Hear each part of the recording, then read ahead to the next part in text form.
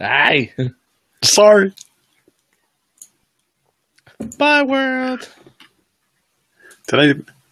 Okay. Okay. Just got the notification. Sorry.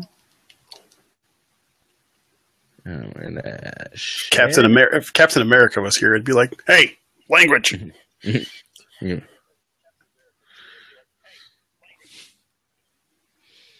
How do I? Oh God. How do I? Wow, what's that? Sounded like a gong. Did you hear it again? Yeah, what was that? It's the springs in the arm. Okay, I was kind of wondering. It was like, oh. Hey, everybody in Facebook land. We're here, and so are you. Kayla's here. Woohoo! And there's a tribute to Kayla's hello. Hello, Kayla. Hey, Kayla, tell everybody to join us tonight. Oh, thank God. There was such an echo. There was, yes, I know. Yeah, it's just one of those things. All right, so I think I'm too bright. Said no one ever. Oh, I'm frozen on Facebook. See, that's how I can tell that. All right, that's better. Yeah, it's Buzz. Hey, Buzz. Say hi. Say hi, Buzz.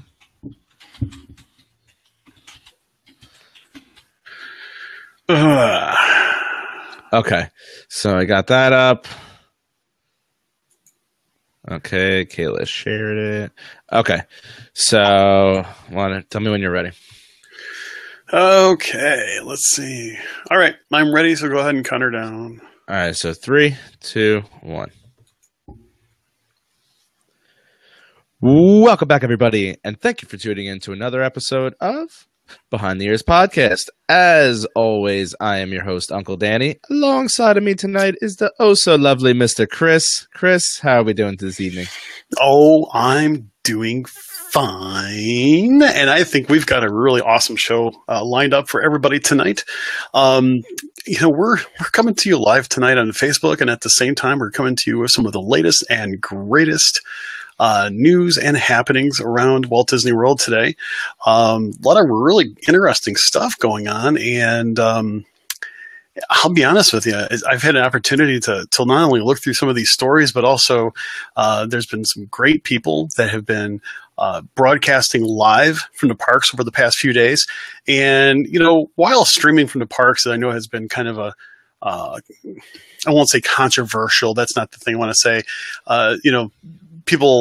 Some people have had issues with it, and most people that are doing the streaming, they're doing a great job, and they're staying away from getting involved with other guest experiences. And I really appreciate everybody who streams something.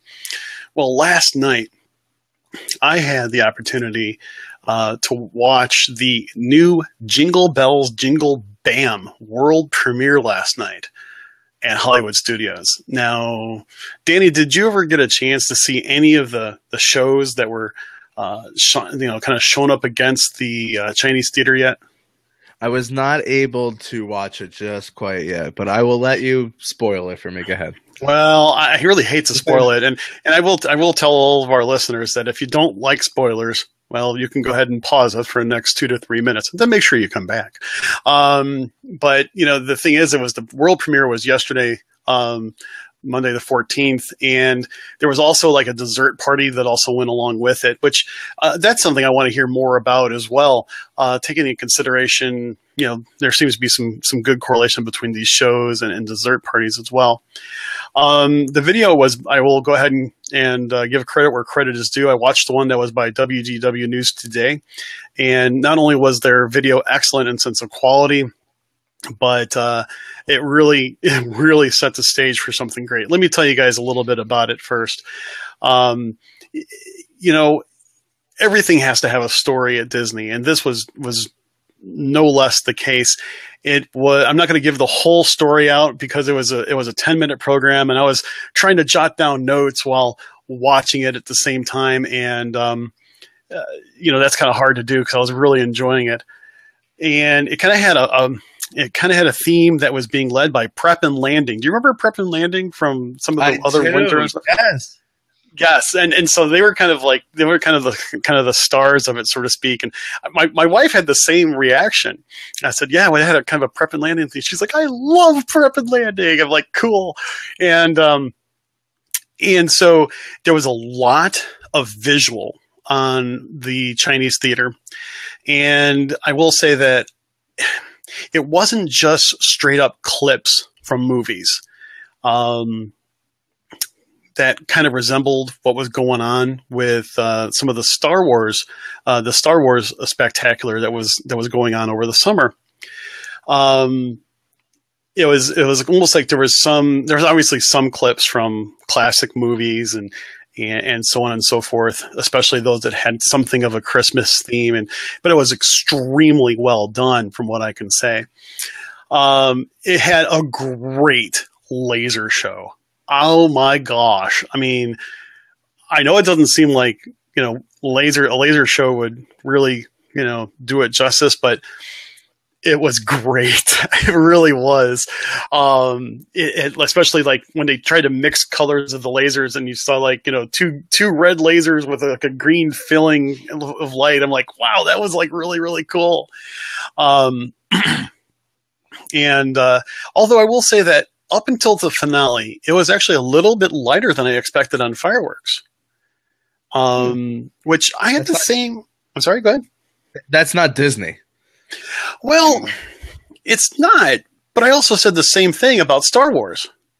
That it seemed like it was light on fireworks through the show. So it's not like a fireworks show. It's not Wishes. It's not Wishes. It was more of, the show is in front of you rather than up high. Now that the only thing is, I think in this case, it didn't necessarily take away from it. Maybe it's because I got a little used to, it from Star Wars not being the big fireworks show that say, the Frozen Summer Spectacular, the previous summer that was like tons and tons of fireworks. But, it was really more heavy on the lights, the visual, and the bubbles. That's right. Christmas time bubbles at Disney, because it's the only time. I mean, I should say bubbles. I should say more like snow. But it actually in the video, it actually looked more like bubbles. I don't know if it was something, flaky with the bubble machine or not. It actually looked like bubbles. Maybe it was this video, how the video was done, or how the lasers were hitting it. I don't know, but still. It still was really kind of cool. And it had great classic Christmas type of music. That was all intermixed in there. The finale was phenomenal. It was filled with a ton of fireworks and was pretty great, mixed in with the laser show, etc. So you know what? Seriously, if there's any other reason to go to Hollywood Studios, you go there for that. You go there for Fantasmic. Really, great program. I thought it was great. Let me ask you this. So you said it wasn't heavy on fireworks. Fine, great and dandy. You compared it almost a little bit to like Star Wars. Okay, cool. My question to you is it more so? Is there more going on the visual effects like Star Wars did? Is that what it looked like the show was going towards? Yeah, I would probably say so. It was more towards the visual effects. I thought it was actually more clearer graphics up on, projected on the theater itself. Much more lively, and maybe it's just because of the color scheme. And Star Wars is very dark, very reds, blacks. And this was heavy on, greens, greens and reds, of course. So it was very bright. It was very lively, very, very Christmassy, very holiday spirit-ish. So there is definitely something to be said about that. Now, just in case anybody is just tuning in, where can they find this if they are heading to Disney now? They're going to be able to find that over at Hollywood Studios, and if I'm not mistaken, it's going to be either right before or right after Fantasmic. So it's one of those cases where I don't know, if history be my guide, you're going to be able to easily see one and not the other. But by all means, check those park guides and see what happens. Where are they protecting it? The Chinese theater, you said? On the Chinese theater. So what are they doing with Star Wars? If my understanding, Star Wars is on hiatus until probably after the holidays. Well, that's going to make somebody upset. Well, but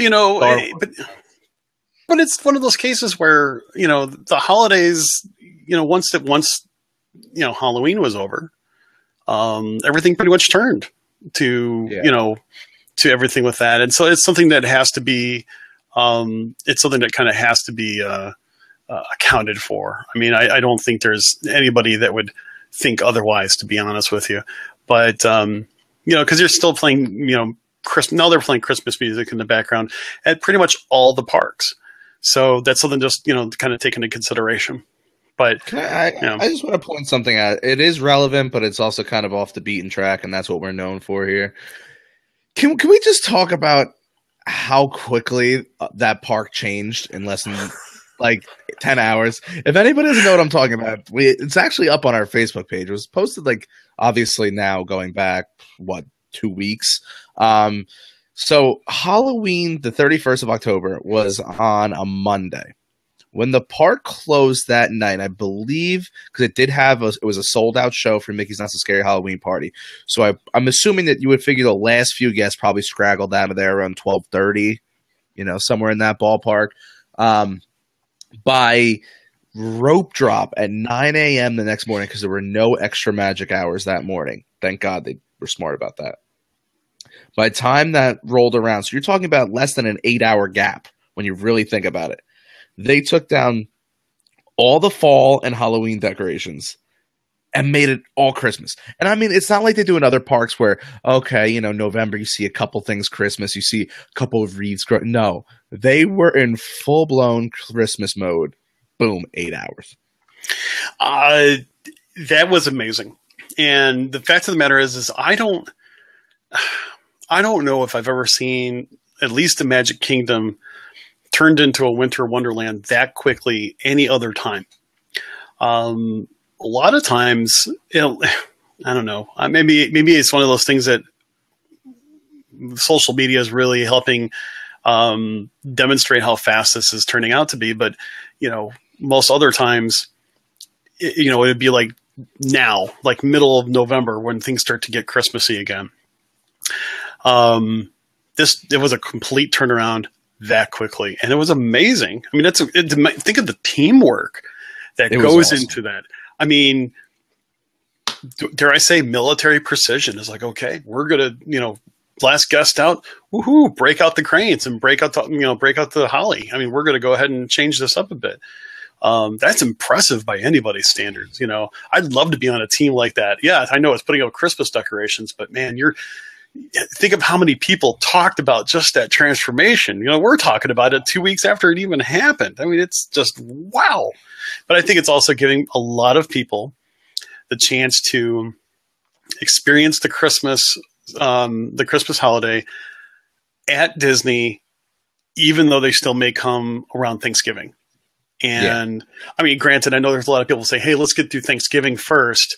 But I think I think guests are really wanting to explore Disney, around Christmas time, and this gives them a chance to actually do it. It's a little different, yeah, sure. I'll give that, the one, go through one holiday at a time bit, but I think it's great that guests get to experience it. No, and before we get on to the next thing, you would almost touched on it, so I'll just add a little bit to it. You know what? Yeah, do we want to always forget, Thanksgiving? No. And I can get that notion 110%. But here's the thing is, what happens if you can't be there? My job does not allow me to travel the last 3 weeks of December. I can go out the first week, but in the last 3, I can't go anywhere. Right. So here's the thing.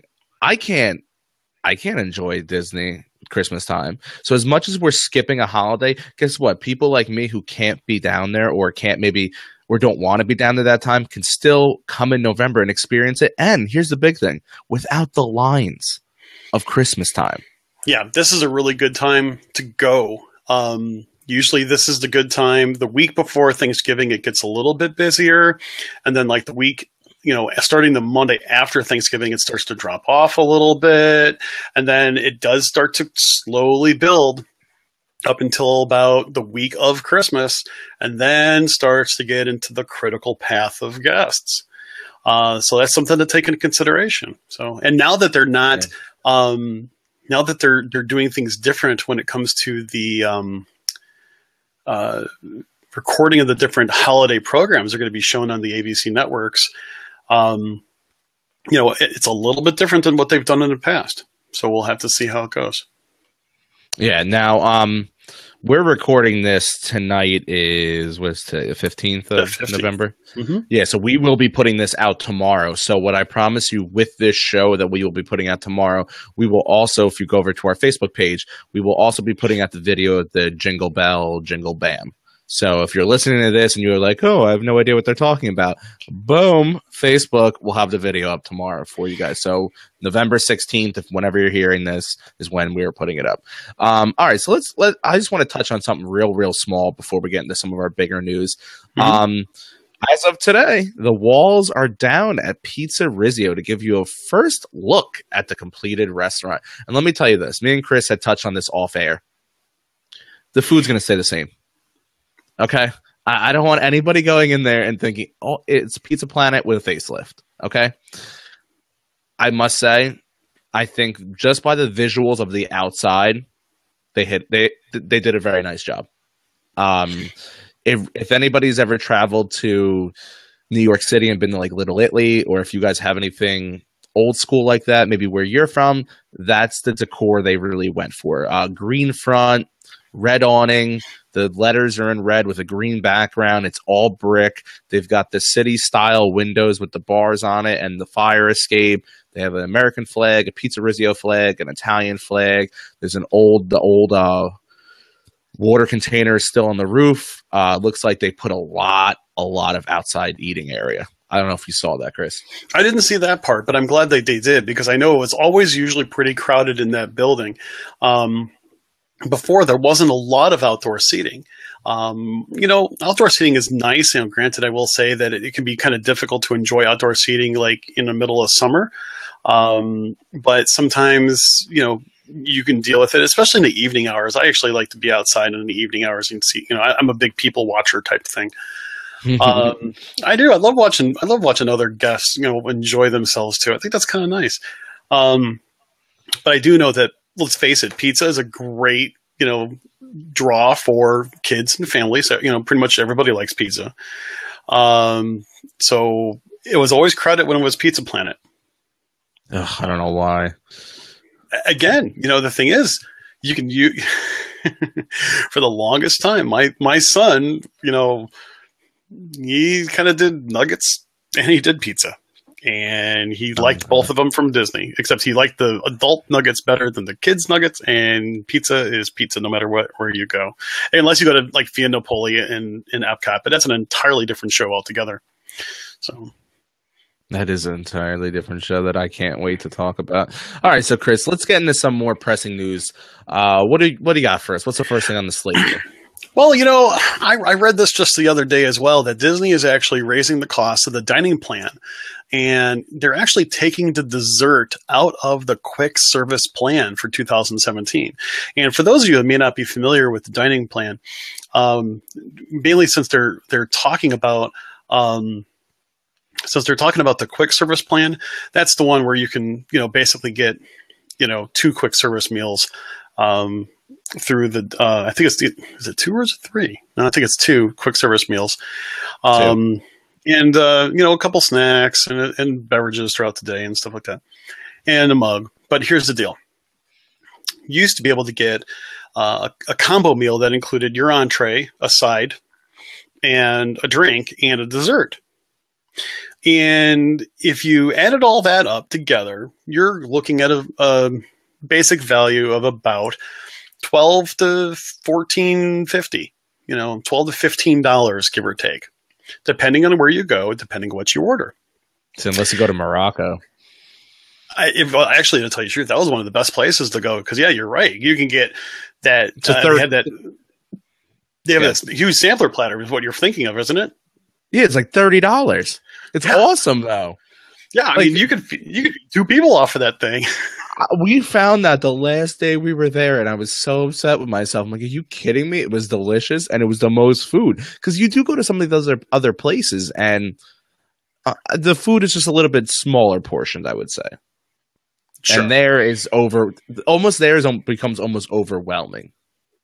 Yeah, it's definitely a shareable platter, and you can get it with one quick serve credit. Oof. Well, the big deal now is that they're upping the price, but they're taking out the dessert. Now, a boo, yeah, true. But let me just go ahead and be a little bit of an advocate here for a second. Granted, when Disney brought in a lot of the cupcakes for desserts, it's a lot of different places. Those cupcakes are good. Not just the fact that the cupcakes are good as a frosting transport mechanism, which is basically the whole purpose of a cupcake, is to be a frosting transport mechanism. But the cupcakes themselves were good. Oh, just goodness gracious. But the thing is, you go to like Cosmic Rays and other places like that, and you're going to get your same type of dessert.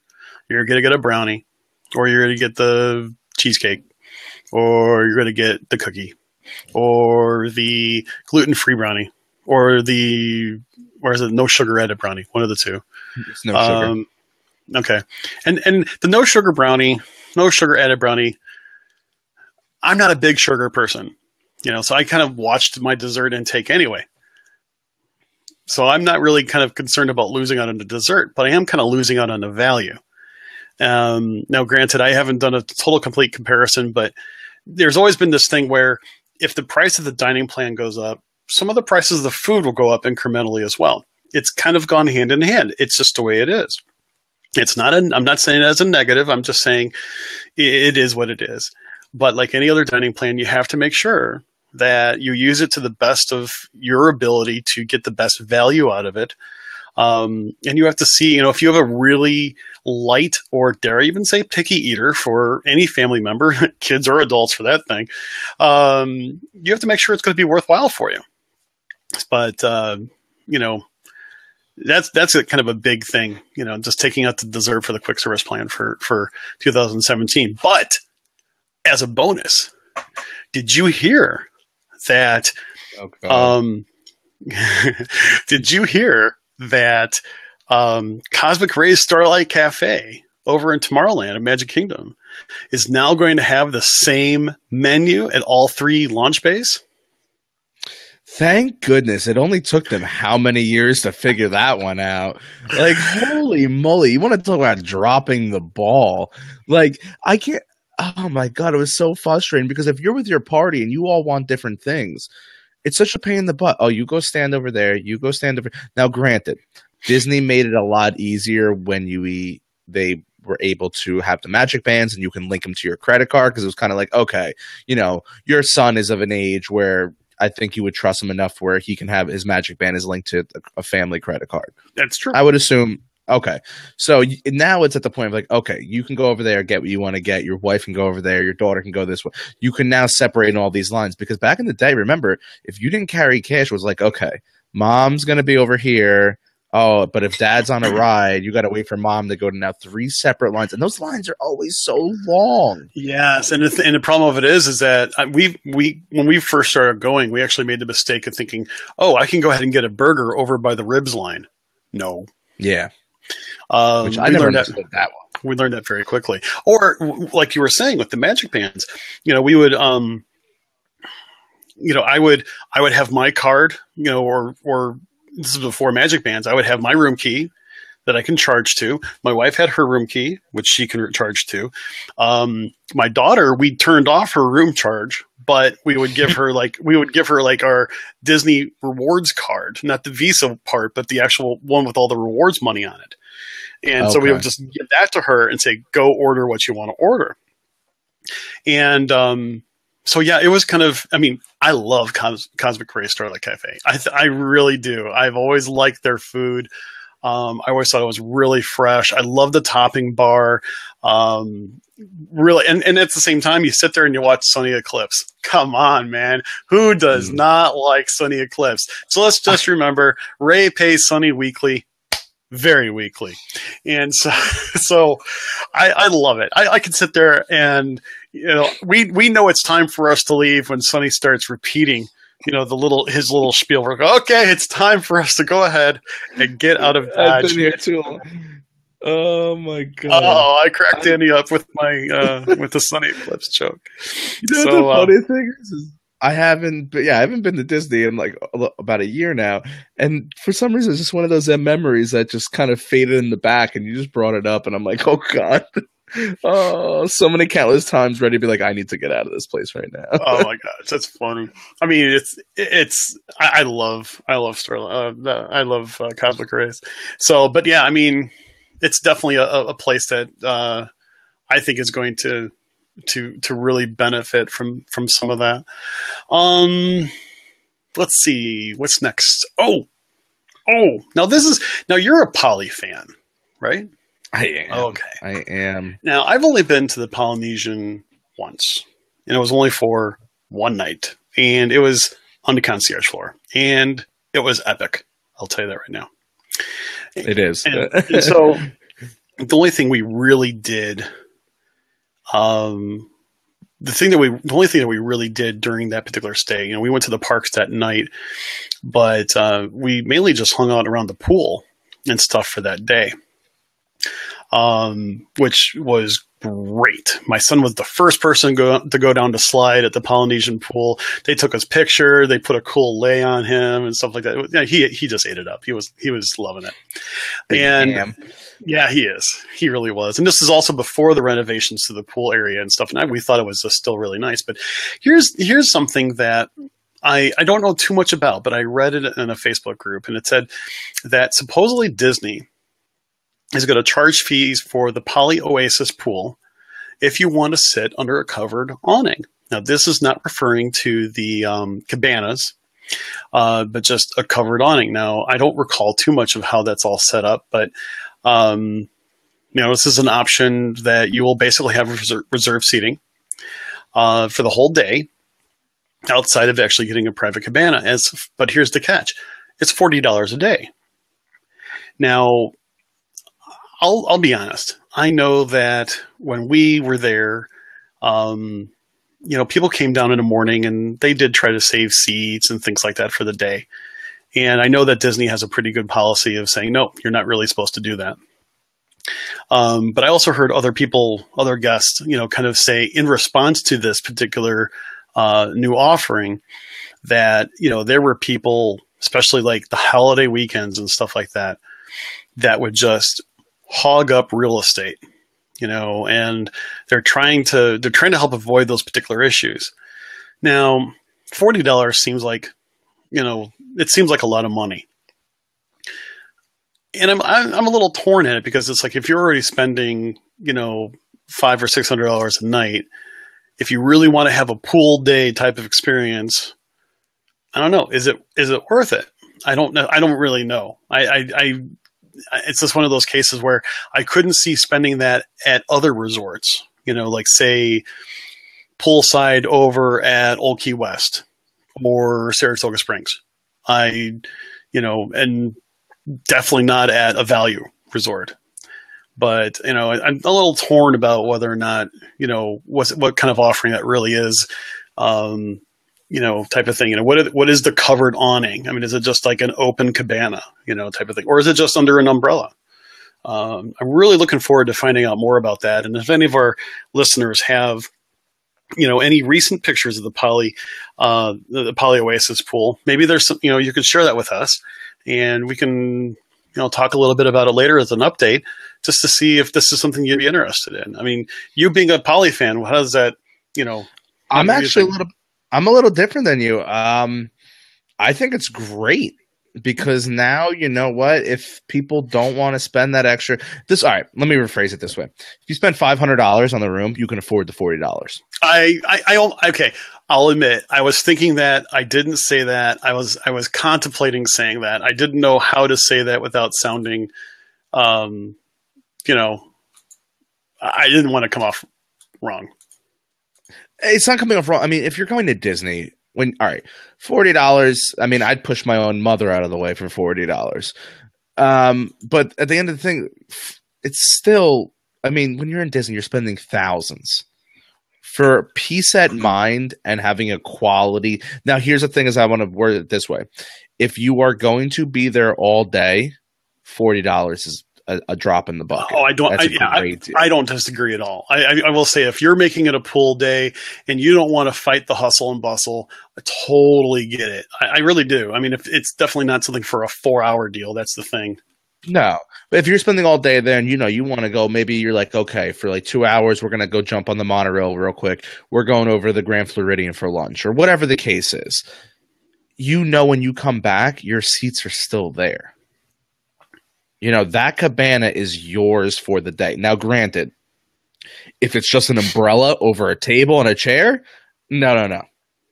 But I would try to safely assume that Disney's going to almost do you right and say, you're going to get a full cabana, whether it's fully enclosed or not. And like you said, there's a lot of things that need to be answered before, we make our final decision on whether we would recommend it or not. Just by hearing what I'm hearing from you right now, I would say if you're spending, like we said, if you're spending the entire day, it's a knockout of the park. If you're only going to be there for a couple hours just to, maybe in between parks for the day or whatever the case is, no, it's not. Listen, there's plenty of chairs. Just go get a chair a little bit further away from the pool. That's my 2 cents. Now, keep in mind, the Oasis pool is actually the East pool, or it was called the East pool, and it's also a quiet pool. Now, I don't think I was at that one last time I was at the Poly. This is the one that was also just reopened in the spring of 2016. It was totally redesigned. It kind of looks like the same one, but it's like, it's like a zero depth at one side, but it's pretty deep on the other. Also, it's a saltwater pool, not a chlorine pool. So this is one of those cases where it's like, you're going to be at a quiet pool. Of course, quiet pool doesn't mean you have to swim quietly. It just means that it's just not the feature pool and you can do whatever you want. But there's also a hot tub there. There's a bar and grill. And there's even poolside service there during the warmer months. So it's going to be kind of interesting to see. It's going to be kind of interesting to see how that kind of comes into play there. I don't disagree. I mean, the fact of the matter is that, you can go ahead and pay that if you're going to do a pool day. I think sometimes it's just worth shelling a little extra money. Cause I mean, I've said it before and I'll say it again. Sometimes the best value is not necessarily the cheapest option. Yeah. Sometimes you have to you spend a little bit more money to have a better time overall. I mean, why do people spend money on a dessert party? Because they want to have that experience. And I don't do dessert parties because I don't do a lot of dessert, not because I don't want to pay the extra money. I would not find value in doing it because I don't do desserts. But I think that it's an offering that if you want to experience something, go for it. That's my biggest thing. You're never going to, unless for some reason offering really stinks, and Disney has a habit of changing things that go terribly wrong, very, very quickly. But I don't think I've ever heard anybody say that a dessert party or something like that, a special offering, was just horrible. But, again, I don't find value, so I won't do it. I'll spend my money elsewhere, and trust me, I do. So it's just one of those cases. So I would say in the next 4 to 6 months, you're really going to see if this thing takes off or not. That because it's going to start getting a lot warmer around that March time, and then May is really when things really get kicked off. So you're looking at about 6 months. We'll come back and we'll revisit this and see how Disney handled it, how the guests handled it, and who knows, there might be 9 other changes that come before that or after that. So I would say until then, there's really not much else we can really touch on that one. Yeah, but also think of it this way. If it's also associated with the quiet pool, is it that busy to necessitate something like that? I don't know. I know there's always a ton of people, over at the lava pool for a lot of great reasons. That's an awesome pool, man. That's just really a cool pool. But we'll have to see. And, I know we're kind of planning our vacation now. We're actually, one of the things we're contemplating is whether or not we're going to stay at the Poly again. But that's a different show. I know. It's between. I'll just give you a little hint. It's between the Poly and Grand Floridian for at least a couple nights. We're planning on doing a split stay. It's Poly all the way. Yeah. That's not even an option. We're contemplating also going to the Wilderness Lodge, even though there's construction going on over there. I don't know. Construction everywhere. Well, that's true. 2016, 2017, it's kind of like a set of rebuilding years for Disney, and it's going to be awesome type of thing after that. But speaking of construction, this is breaking news. I'm sorry, your daughter. What? We're contemplating the Poly with like a giant shoot. The one time I realized that my daughter's probably listening at the show. Yes, Virginia, we were thinking about it, but we're not really. It's not one of the strongest contenders, so I'm sorry. This is the time of the show where I say, shouldn't you be studying? Anyway, go to bed. Okay, go ahead. So, what was the breaking news? Speaking of construction, and you're going to love this, Danny. Get out your passport because Shanghai Disney is reported to possibly put in a Toy Story land. I mean, the paint is not dry on the railings yet, and they're already looking to expanding. And supposedly it's going to be like Andy's backyard with like at least 3 attractions. And so I'm like, that's going to be so cool. I mean, granted, I don't think I'll make it to Shanghai anytime soon. No, but just to know that they're doing that, I heard about that the other day, and I think I was like, wow, that is like totally and completely cool. It's all Danny, dude, calm down, dude. Calm down. They're going to knock it out of the park. They're going to make Disney's look stupid. I know it's going to happen because they're not focused on Star Wars. I'm telling you. Andy's backyard. I've been saying that forever. That's what Disney World should have done. The Army Men, Spud, you got everything. All right. Keep going. I'm not going to Shanghai, so I can't get too excited. So tomorrow, Danny, during his lunch hour, will head over to the post office to fill out the forms for the passport. I have a passport. I'm gonna just FedEx myself there, save on airfare. But you'd have to say, are you going to do it, the whole express overnight thing, or are you going to save some money and ship yourself, ground? I'm going ground. Yeah. Anyway, that should be fun. So yeah, I mean, that looks kind of cool. And I really like to, I'd really like to see what it's be. I can't wait to see what it's going to look like at Hollywood Studios. But Virginia also says, Paris has a Toy Story land, and she thought it was pretty cool. And so, I mean, okay, so that's one of those cases where you have to stop and say to yourself, are they duplicating efforts by having a Toy Story land, very much like a Tomorrowland in all the different parks? Are they going to be all 3 different types of Toy Story land? How are they going to, plus it for each individual location? I think, that's going to be really the cool part. Because right now, you got Paris, but, they're doing it for Hollywood Studios. I can't wait to see that. I think that's going to be really awesome. So now Shanghai is going to, you think Shanghai is going to be the top dog window, right? Oh yeah. I think by far. Okay. I base it off of Winnie the, it seems that the overseas parks have been knocking, but I mean, I had read somewhere now, I wish I had the article when I make this statement. Supposedly Shanghai's budget yearly makes Disney World's look like a joke.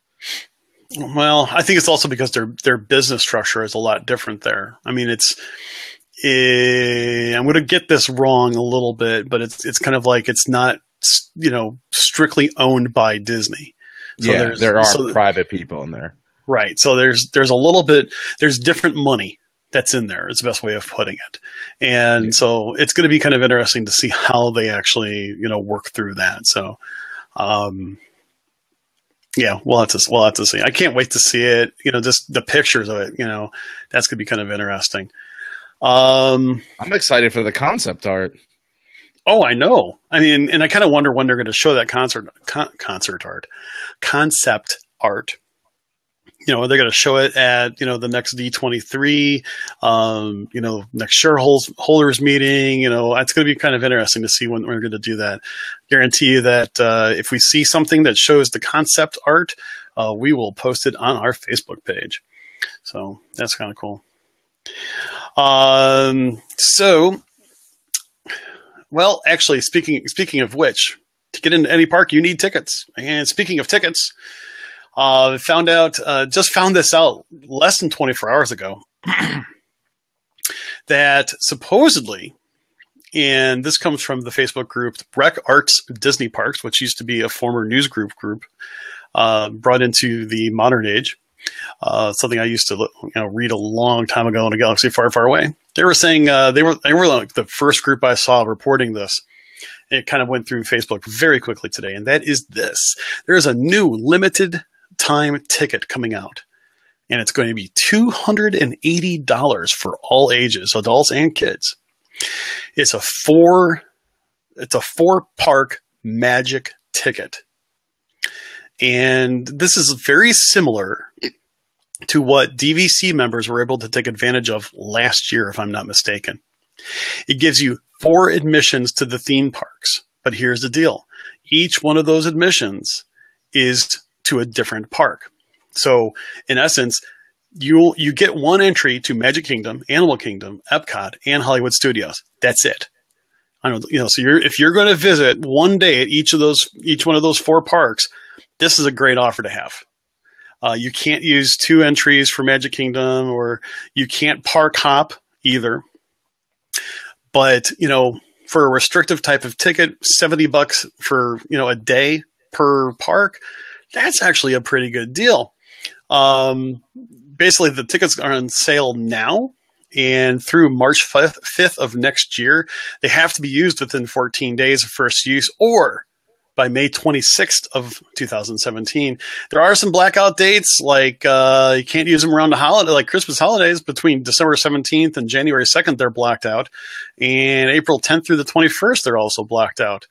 They're non-refundable, transferable, the usual stuff.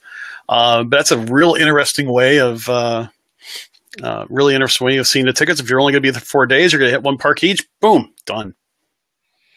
Yeah, I mean, because what does the average ticket go without a hopper now? Is it like $102 a person? It's for just a single day. Yeah. Yeah, it's hovering, because there's 1 price for Magic Kingdom, 1 price for other parks. Let's just call it 100, 105. Yeah, so you're saving money there. As long as you're not traveling during those days. I mean, I don't know. Well, speaking of that, did you happen to read the article talking about Disney Springs will host a Black Friday event? Ooh, Black Friday event? Black Friday shoppers come to Walt Disney World, where over 60 stores will be offering sales and promotions.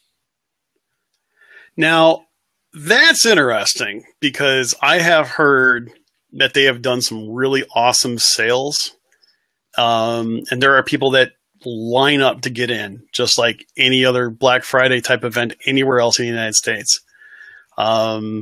Dangerous it is, I would say. I mean, seriously, you buy too much stuff and then you can't get it all in your suitcase.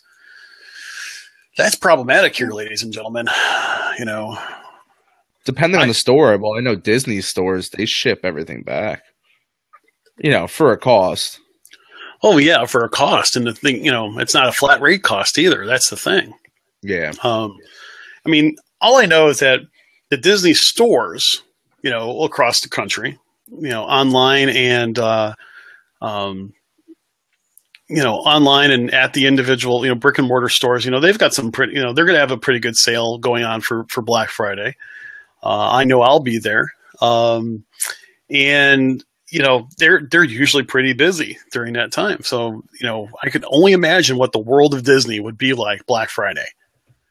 I mean, I've been down there around the holidays, and it could be nuts.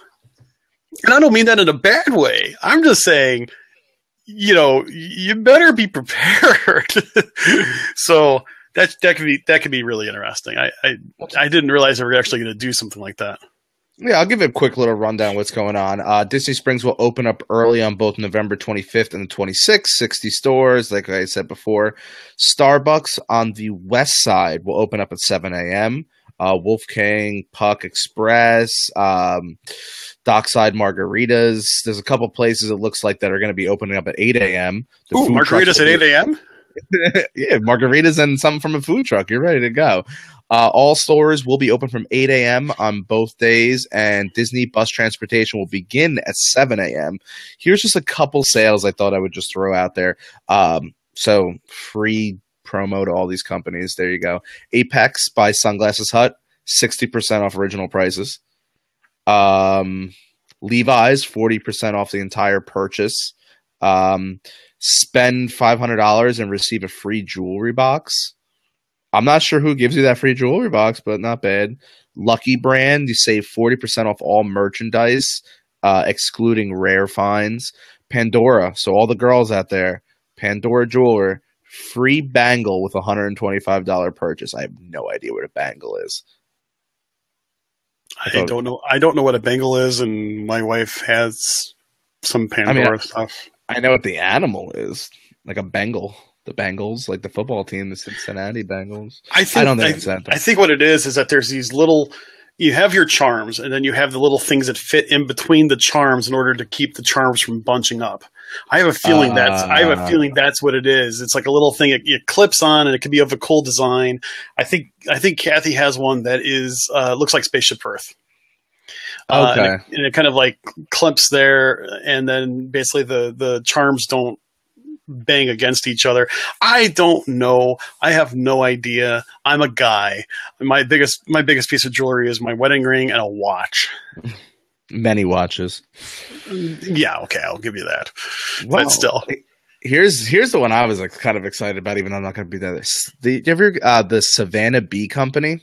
They sell like honey. You receive a free jar of whipped honey with passion fruit with every purchase while supplies last. I thought it was cool. Whipped honey with passion fruit? Yes. Boy, does that sound good. I mean, I'm sure it's as sweet as I'm sure it's as sweet as all get out.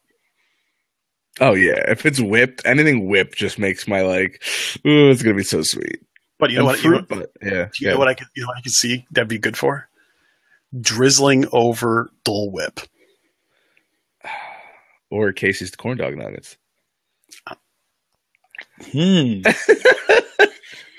the cheese. I don't know. I mean, could we have come up with a new sweet and savory dessert? I could picture it now. Welcome to Casey's Corn Dog Nuggets, where you can get our famous dessert nuggets with whipped honey and mango for dipping sauce. It is totally here for a limited time. Get it right now over at Casey's Corner. No, it doesn't have the same ring. No, they would just sell two of them. Yeah, one to me, one to you. That would be about it. Well, just so you guys know, it is not only third-party retailers offering these deals. Disney will sell Vera Bradley the Midnight with Mickey hipster bag for $24.99. That's over at the Marketplace Co-op.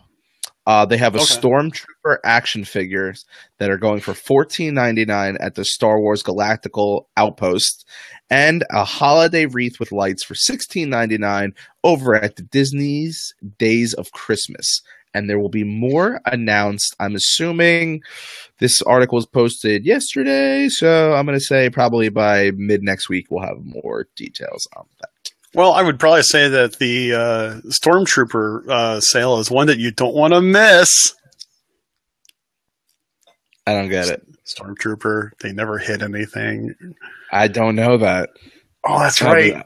Oh, I totally had a funny joke. I totally had a great joke there. And my co-host here doesn't really know anything about Star Wars. He needs a Star Wars education. Please, people, tweet Danny and tell him to watch Star Wars over the Thanksgiving weekend. Please.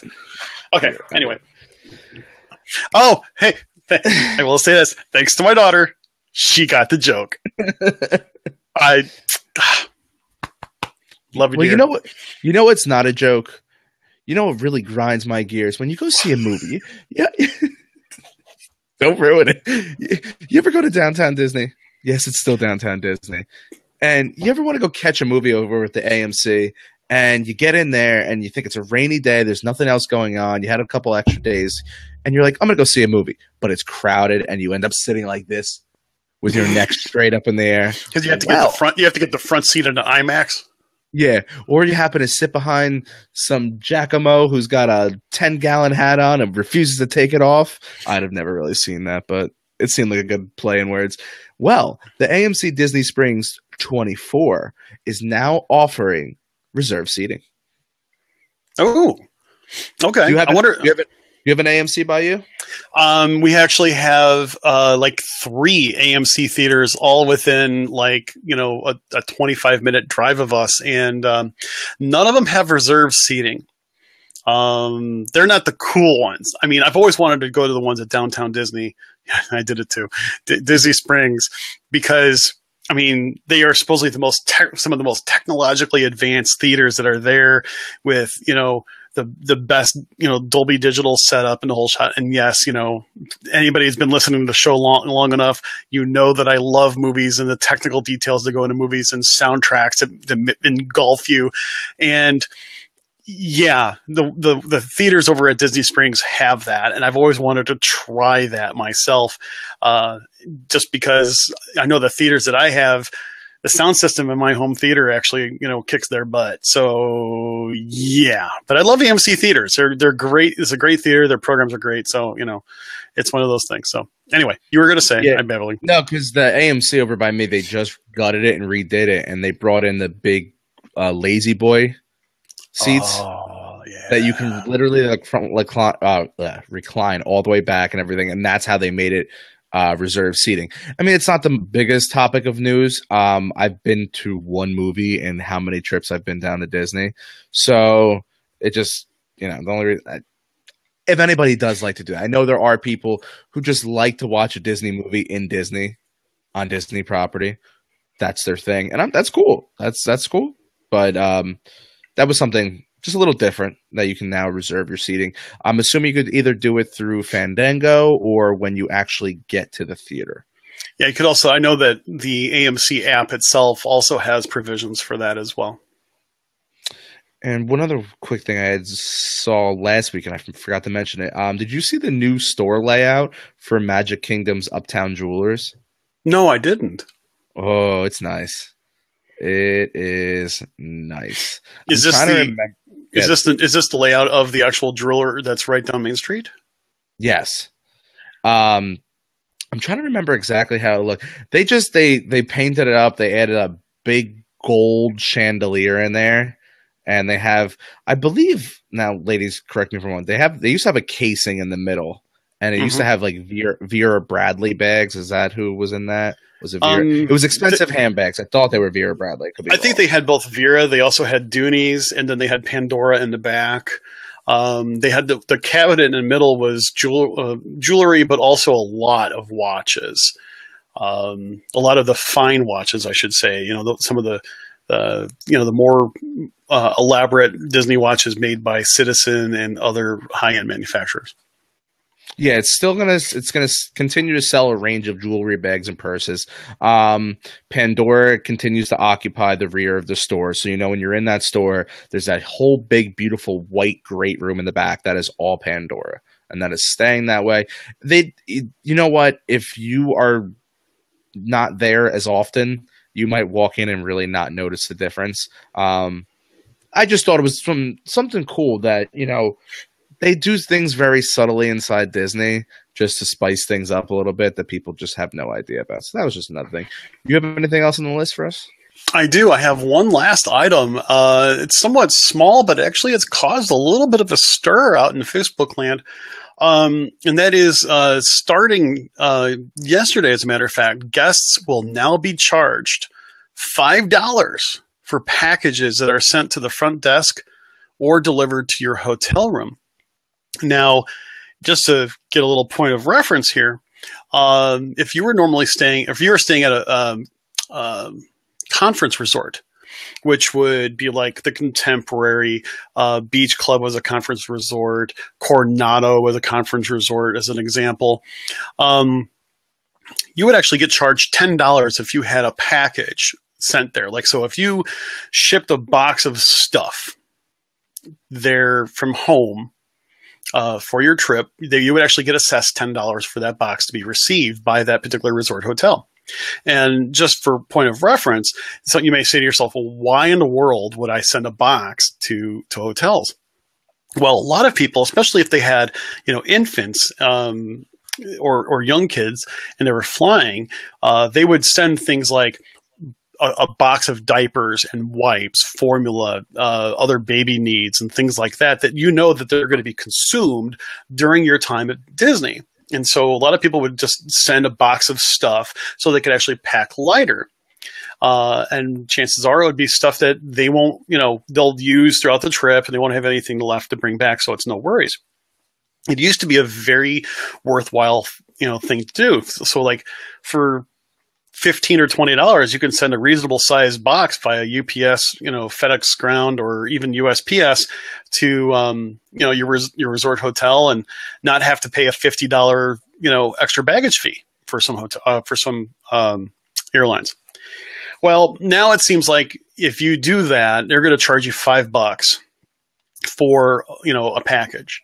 Now, there's been some things, Danny, talk about whether or not that's going to include like Garden Grocer or other grocery delivery services type of deliveries, because a lot of times they come in multiple bags, or even like, multiple bags and a case of water or a case of soda, something like that. Subject to verification here, ladies and gentlemen. Someone said that they called Disney and said that it would only be one single $5 fee for things like grocery delivery. So there's going to have to be some clarification. Disney's website is not 100% clear on all the different scenarios on what would or would not be considered to be a single $5 fee scenario. Some people are calling this a money grab. I heard DVC members start to complain a little bit about it. Things like that. I heard, and this is not just DVC, by the way, but I just saw that in a DVC group. Some people are thinking, hey, this is still worth it. I'm still saving money in the long run by buying my groceries and having them brought over so I can save money. I don't really see a big deal with this, to be honest with you, because here's the thing. There have been a lot of people that kind of have abused the situation. They would send a lot of different things. And, what? What are you thinking? I fall into that category. What did you send? I send everything. Oh, yeah? I don't ever bring a luggage on a plane. Okay. I learned over the years. Well, I learned after the one time we did. Now I just send the luggage. The one time we decided to go away, for some reason, none of us in our family thought this was a bad idea. We sent all of our clothes in boxes. Like, we packed almost like we were moving out of the house. Like, instead of me packing because my idea was, we'll send it FedEx, and instead of sending the luggage, it's extra weight. I don't want to pay for that. I'll just pack it in a box. Well, instead of having one giant luggage, I had a few boxes to myself. Now there was a lot of us in this party. It was 9 of us. We shipped down, no exaggeration, just on the way down 18 boxes. And then on the way back, we had to ship out. Oh God, almost. I would if it was less than 25, I would have been shocked. Wow. So I'm fine with paying the $5 as long as it's not $5 a box. No, it's supposedly it's supposed to be $5. In that case, like $5 a box. But that's the key, right? Wow. Well, here's the thing, though. They're also starting to get really restrictive about having something from a guest be moved to another resort for another guest. Because if you look on like Disney Freestyle, Free Cycle, excuse me. It's a Facebook page where basically Disney guests can basically post out there saying, "Hey, I've got something that I didn't use during my trip that I'm going to give away to another guest," and they would just basically have Bell Services move the product or whatever it is for you. In fact, I've known people before Disney used to put refrigerators in all their rooms. They used to have refrigerator swaps where someone would buy a fridge, a dorm fridge for $60, and then basically you would get a whole bunch of people to put in $10. Okay. And what would happen is that, once one person is done, then it would go to the next person, and so on, and so on, and so on, and so on. And I'm falling off the screen. And basically Bell Services would do all that moving for you, where now they're trying to stop that sort of thing. I can understand that. I can totally understand it. I mean, there has been some abuse with it, let's face it. And, they're probably trying to just make sure that, it's taken care of. And I can understand that, now obviously if, there's still some very good value in having, in having things shipped. Sometimes it is cheaper still. I don't see this to be a problem. I still think you ought to, tip your Bell staff, bringing it to your room and stuff like that, unless you're not there when they deliver it. But I think this is just one of those cases. It's just going to add on some costs. But here's the thing. I know I haven't had to do it, so I don't really have I don't have a lot of skin in the game. I'm not sure that many of the people that were complaining really do that sort of thing either. We'll just have to see how it turns out. I would love to see Disney add some clarification on their website. But, other than that, I think it's reasonable, just to try to keep down some abuse. We'll have to see how it goes. We'll have to see what else it entails, right? Whether or not it's going to include like owner's locker deliveries, or other deliveries like for scooters or wheelchair rentals or stroller rentals. Say again? I don't think they would do that. I hope not either. I really don't. I think, packages are one thing. I think those items that are normally used within the parks is going to be, an entirely different story. I think it's the Jacomos like me that refuse to bring a luggage on a plane and just ship it. I don't care. I'll pay the $5. But I see why. But I see why people do that, though, right? I mean, they don't want to. If it costs them $15 or $20 to ship a box down with a suitcase equivalent of clothes, or other supplies, and it's going to cost you $50 to do the same for luggage fee, it makes a lot of sense. That's just wise. It is what it is. So we'll have to see how that goes. I think people need to see more of how it's going to impact their vacation before there's a lot of unstilled panic. I don't think it's necessarily a money grab. I have a feeling this is one of those cases is that it's there because it needs to be there. I mean, seriously, I would have never have thought of this until I started hearing some stories of what people have done.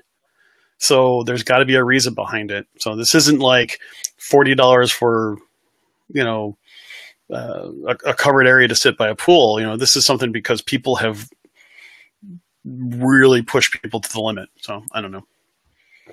Yeah. Not at the end of the day. 18 boxes though, honey. All right, that was one time. It was a bad idea. I'm kidding with you. But to be honest, when my sister got married there, I can't tell you how much stuff we shipped down there. Well, So yeah. I wonder if that gets excluded, though. There's all these gray areas. You know what I mean? I'm going to call Disney. Okay. We'll have that as a follow. Let's have that as a follow-up for next week's news. I'm going to berate them with questions. They're going to hang up on me. You're gonna get put on that list, man. I've been kicked out of a Disney store. They're gonna kick me off and call 1-800-Disney. Let's go. Oh, goodness gracious. Don't ever go to Disney with me. Yeah, I think I may have to think twice about that. But anyway, well, that's all the news I have for today, Danny. Do you have any news or new information on your end for today? No, I don't think anything is pressing enough to talk about. So any final words you want to throw out there for our lovely guests? No, I don't have anything news outside of the news today. Easy for me to say on this Tuesday evening. I will go ahead. Go ahead. Did you see that Disney got FAA approval for drone flights over the U.S. theme parks? Oh, I did. And, I don't know exactly where that's going to fall into play, but someone said that there is a press release or a press event this week that supposedly they're going to show something off in regards to that. Now, I don't know if that's true or not. So it may come in a slightly later edition of our podcast. But I can't wait to see how they're going to use that, how they're going to use that technology to enhance the guest experience. I think that's going to be pretty cool. Well, yeah, they're saying a lot of it's going to be for the nighttime spectaculars at theme parks. That's the big thing, is what I'm reading here. They actually put a bid for it a while ago, but they finally were granted. And it says specifically Disney can operate drones during nighttime in multiples and over special security notice flight restriction areas, Class G airspace. If anybody knows what Class G airspace is, I have no idea. The waiver is effective until November 1st of 2000. From November 1st of 2016, which was 2 weeks ago, up until November 30th of 2020. So they got a 4-year window. So hopefully Disney will see some cool things. Yeah, the Class G airspace is actually it's completely uncontrolled airspace that basically you have to have visibility of 1 mile by day, 3 miles by night, and its altitude's underneath 10,000 feet, but above 12,000 feet above the ground level. So it's basically you can think the immediate space above Disney parks, and they obviously they have to they'll fly by visual flight rules, so they'll have to see it, see where they're flying, so to speak. So that's going to be really kind of interesting how that works. It'll be sponsored by Amazon. Okay. There was one more thing before we wrap this up because Kayla brought it up. Okay, what's Very that? true. Sure. Did you see the Beauty and the Beast trailer? I did. And I think I'm going to take the day off on the day it's released because I think it looks stunning. Now, I can't believe people are already being critical of it, but I'm like, are you blind? It looks phenomenal. I do have a gripe with one thing though. What's that? I don't like the way Beast looks. I will say Beast does look a little different. I think we're used to the big, hairstyle type of thing. He's got horns. I don't get it. He does look a little scary, but the fact of the matter is this is live action. It's I'm Dare I say, this isn't going to be a G-rated film because it is live action. It's going to probably be a little bit more intense, but the special effects and CGI just looks so realistic. God. I mean, it's amazing. I mean, it's like I do want to go see this one in IMAX, not IMAX 3D. Thank you very much, but I'd love to see it in IMAX. I will tell you, you know what really gets me, and I always you're going to think this is predictable. But man, they start playing the theme in the background with the piano and stuff. I'm like, oh, I got to go see this. I got to go see this. I got to go see this. And I definitely have to say that I think, I have to agree with Kayla. I think the horn part on Beast looks a little different. I actually first thought Belle was being played by a very young Anne Hathaway, but I, realized that wasn't the case.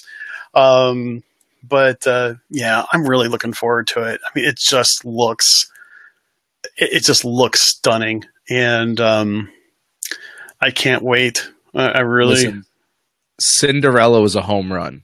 I think this could be a grand slam. Oh, I think it has distinct potential for that. I loved the live action remake of Cinderella. I really did. I mean, I really enjoyed it. It was very, very well done. And I think they're going to do a great job with this. And, and I think Disney's got some great movies coming up, and I know I want to see, Moana when it comes out. Just right around the corner. I really can't wait to see it. I think it's going to be great. I saw a little bit of, Disney podcast streaming, the premiere event. I heard John Lasseter talk a little bit about it. I really can't wait for that either from an animation perspective. Heck, I still want to see Doctor Strange. I've heard people say that, they really didn't know who Doctor Strange was, and I'm one of them. But the movie just looked, the movie was awesome. The graphics were great. Go ahead and take a look at it. So I think I'm going to be giving my AMC Stubs membership a real workout coming up here in the next couple months. Oh yeah. All right. So with that being said, I think this was a really fun episode. We have a really interesting episode coming up tomorrow for you guys too. So tune in tomorrow night. We will blast out the time somewhere more closer to the evening once we can buckle it all down. So with that being said, make sure we go on iTunes, rate and review the show. You can follow us on Facebook at Behind the Ears Podcast, over on Twitter at Behind the Ears PC, Instagram over at Behind the Ears Podcast. You can email us at behindtheearspodcast@gmail.com. And lastly, our fantastic website at behindtheearspodcast.net. So for Uncle Danny, I thank you all for downloading another show of Behind the Ears Podcast, and I am signing out. And this is Mr. Chris. Thanks once again for joining us on our adventure. We really appreciate it. And by all means, until we meet again, have a safe and magical day. Thanks a lot, and take care. Bye, buddy. Okay, and for those of you still with us on Facebook, thanks for joining us. We've ended our official podcast recording, but we do thank you for joining us. And we'll let you know when we're going to do tomorrow's show. And it'll probably be a little bit like 9 Central, 8:30 to 9 Central. It kind of depends on when I get home. But we look forward to another one. Danny and I already talked about it. It's going to be a really cool episode, and we can't wait to share it with you.